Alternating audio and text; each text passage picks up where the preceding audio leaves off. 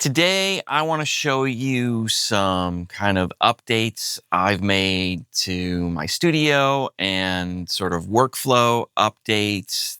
These aren't like sexy kinds of things, but they're things that are really helpful for me, and maybe it'll give you some ideas. So we're going to take a look at those. Before we jump in, first of all, thanks so much for coming by and checking out the video. If you're new to the channel, down in the description, there are affiliate links. And if you want to get in touch with me to get help with your mixes, you can get in touch with me there. If you use those links, I appreciate it. It helps support me and helps support the channel. But let's look at some of the stuff. Okay, so the first thing in here, I feel kind of silly. It was a big deal for me. And it has to do with my display monitor for Pro Tools. And I feel like an idiot in a way with this, but it has been a big help. So let me show you what I'm talking about.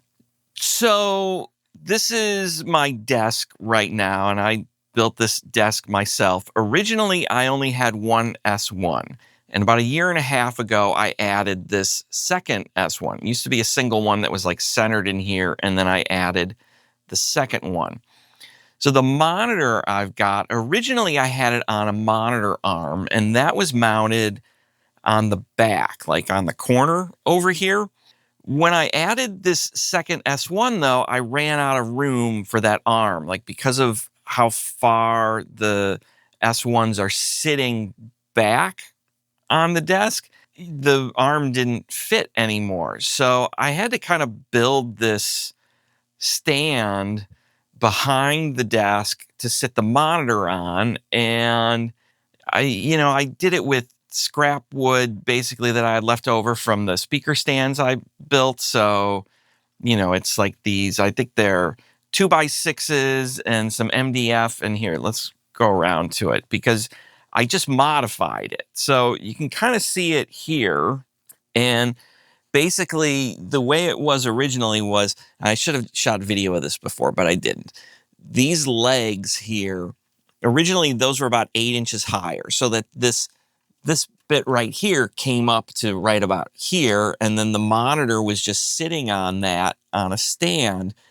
But then I saw on the APL Facebook page, they had some pictures of their studio, and they had like an AV cart with a monitor arm off the back of it. And I just felt like an idiot because I probably could have used that old monitor arm I used to have. But instead, I found this little monitor stand pole, and it works perfect for me because now I've just got that mounted on the stand. I took these legs and I cut about 8 inches off of them and put the thing back together, used a little spray paint to touch it up.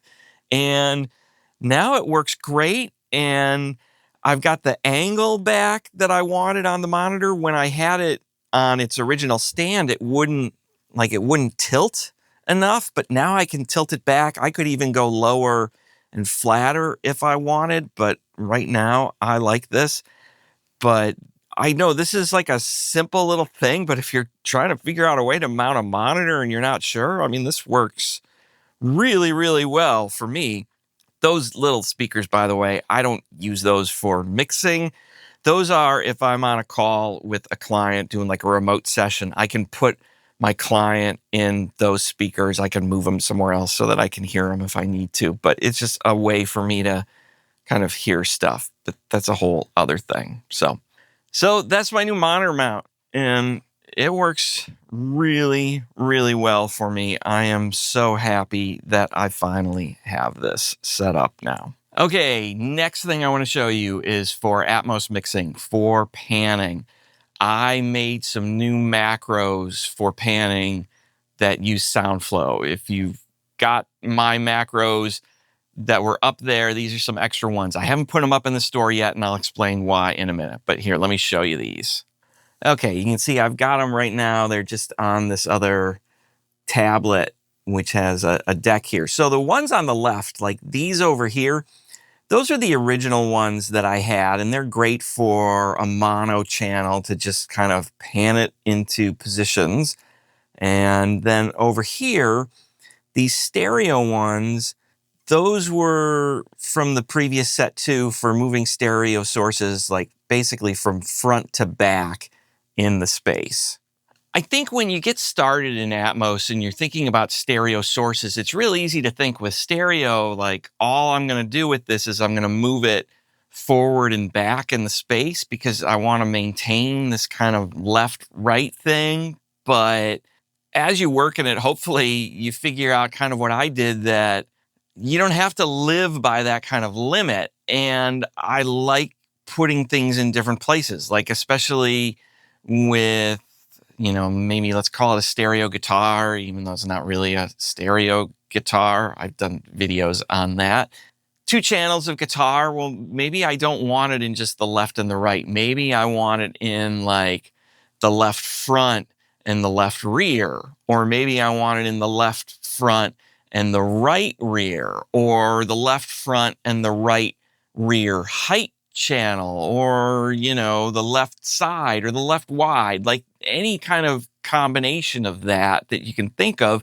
Maybe I want to be able to move it around a little bit more. So that's why I have these new macros I built. So if you look on here now, over here, you've got these macro buttons that are like blue and red. They've got the blue and red dots. Those are for stereo channels, but it basically unlinks the left and the right. So I have independent control of the left channel and independent control of the right channel now. The only thing that's missing with these is, you could probably figure out if you're really thinking about this, is I have no way to put anything in the middle, like not in the center between the left and the right now. And the reason for that is, well, I ran out of buttons. I'm out of buttons on this deck. I mean, I could create a new deck specifically for it over here if I really wanted to. I don't envision needing or wanting to put things in the center like that, but I probably should create the macro so that I can do it. It's not that difficult to do. But right now, like this button right here, that's a holdover from previous deck stuff. I don't really need that with this particular deck. I use that on like my smaller stream deck, like I have over here. If I want to do panning stuff, like go over here and go to panning.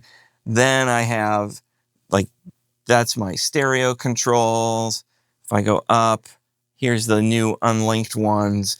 So I've got those over here. And, again, there's no buttons. There's no room for me to put the sort of center positioning. But if I go back over here, like this, I can just have sitting up all the time and I can pan real quickly. But I'll probably create those center position ones at some point. But for now, this has been really helpful. Now, as I said, I don't have these new controls up in the SoundFlow store right now. It's still my old package. And the reason I didn't put them up there is they refer to some different scripts that are in other packages. And if you don't have those installed, they're not going to work. And I could put them up and maybe put information on where to find the other ones and to get it to work, but I'm not real good at troubleshooting stuff on other people's systems. The stuff that's up there, I try and make sure that it's going to work on as many sort of systems as possible, because I'm not a software developer and I don't have the time to sit around and troubleshoot for when everything breaks for people. Unfortunately, I wish I could, but I just don't. But if you want me to put these up there, leave a comment down below and I'll think about it. They were not that hard to create, but if you want them, let me know and I'll see what I can do. Okay, the last thing I'm going to show you is some stuff with my S1s, real quick. All right, first and foremost, guess who got a new labeler for Christmas last year? So I labeled all of my soft keys, and you can see there are some commands that repeat because I would forget that I already had things assigned. So some of these are going to get reassigned very soon, but for now, this is what my soft keys are actually set up to do, mostly layouts and then some automation stuff.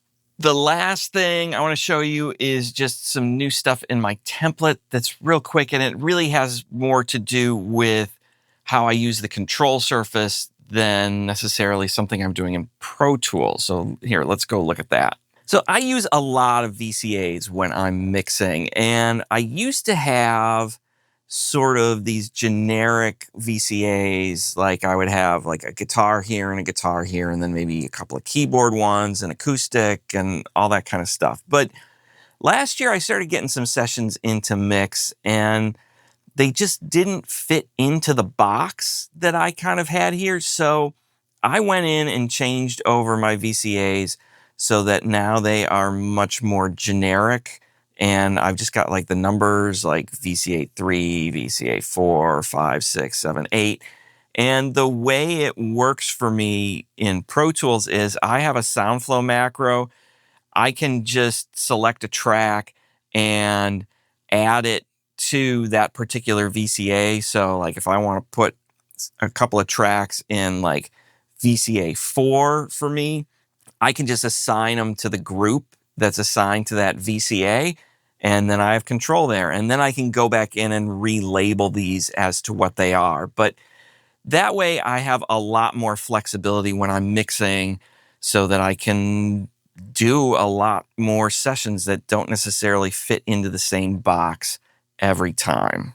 Some of you might be wondering why VCAs in the first place. I mean, there's a couple of reasons for me. Number one, it's a lot easier to keep them right around the sweet spot of the fader throw, which is important for me when I'm mixing using actual faders. They're helpful for that.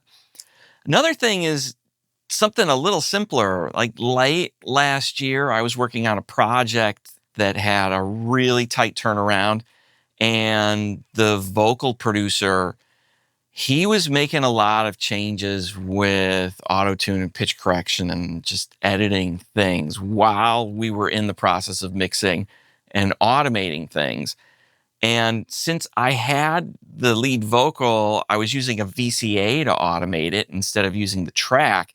It was a lot easier for me to just drop in the edits that were coming to me, and that sort of maintain the automation a lot easier. And I know there's ways to do it in Pro Tools to just swap things in and out, but I just found this to be a lot faster and a lot easier to do. And that's kind of why I just stick with VCAs. Some of it is because I come from analog world and I'm used to using VCAs, and especially from my days doing live sound work, they were just a really big part of my workflows for that. So I stick with them and they are helpful for me. Anyways, those are just some little updates and workflow tweaks and things that have been helpful for me in my studio recently. Maybe it gives you some ideas. If you've got some new stuff that you've been trying and you've been doing and really enjoying, I'd love to hear about it. Leave it down in the comments and let me know, because I'm always looking for more ideas. But thanks for watching. I'll talk to you soon.